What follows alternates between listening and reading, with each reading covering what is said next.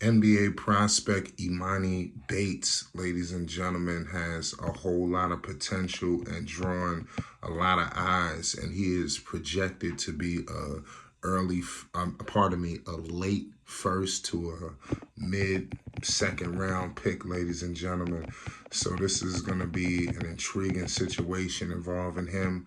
Yeah, he's a very talented player. I think he could be a steal, and he is lighting it up right now at the draft combine, ladies and gentlemen. For more draft combine news, make sure you hit the subscribe button. Emoni Bates, we all know the tumultuous path that he has had, ahead of next month's NBA draft. Former Eastern Michigan forward Emoni Bates has been turning heads at the draft combine. This all happened in Chicago this week, ladies and gentlemen. Scouts are still torn over Bates' evaluation process, but teams who can take a chance on him will benefit as he develops over the next few years. A lot of people are keeping an eye on him. I'm telling you, if some of these teams that, on the cusp of a postseason berth, if you were to take a guy like this, I think you could move your developmental process forward a little bit. I'm telling you, this is a steal. I'm telling y'all, Bates will probably be an early to mid second round pick. One scout said tons of talent, off the court issues have killed his position. And so that's what he's dealing with. Emoni Bates faced felony weapon charges after he was pulled over by the boys while driving around someone's car. They found a lot of things in there, and it is what it is, but the charges were dropped last fall. So obviously the charges was dropped. So like I said, I'm not the judge here, ladies and gentlemen, but nonetheless, in the 2 games he played during the draft combine, Bates recorded 9 points on 4 of 9 shooting with 5 rebounds, 2 blocks, and a steal, followed by 12 points on 3 of 5 shooting with 2 rebounds, 2 assists, and a block. So clearly he's showing some improvement there. And I'm telling you, like I said, in the draft combine, it's crazy. Everybody scratching and clawing to get in position. Everybody trying to get, their name called at the end of the day.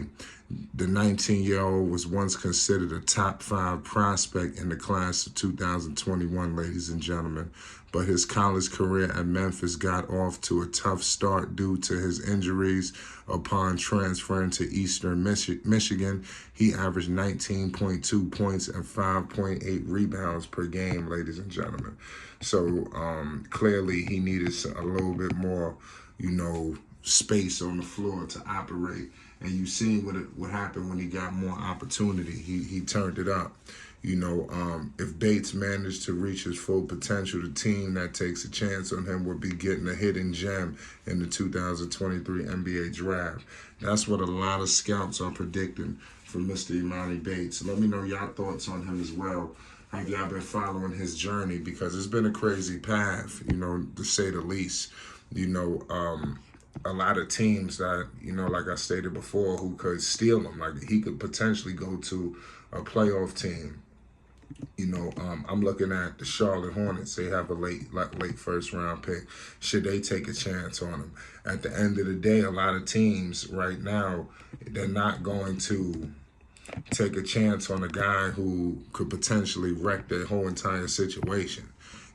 Unfortunately, I think he's going to have to go to a team that has a lot of veterans, who could keep him in order, because it's crazy. Obviously, you don't see him going in the lottery. New Orleans holds the last pick in the lottery. So if they saying anywhere from late first, where are we starting from? Utah has a 16th pick. Could the Lakers take a chance on him at 17? Golden State, teams like this, y'all, that I'm looking at. Portland, a lot of don't be surprised if a team take a chance on him. He needs to go to a team that has a veteran. He can't go to a team filled with knuckleheads where it's a young team and, they all grow. I don't know about that. I think his best position, let me know if I'm wrong on this. I'm like I said, I'm scouring the playing field right now for the draft picks. But if he's there slipping in the second round, I could see it just being too good to pass.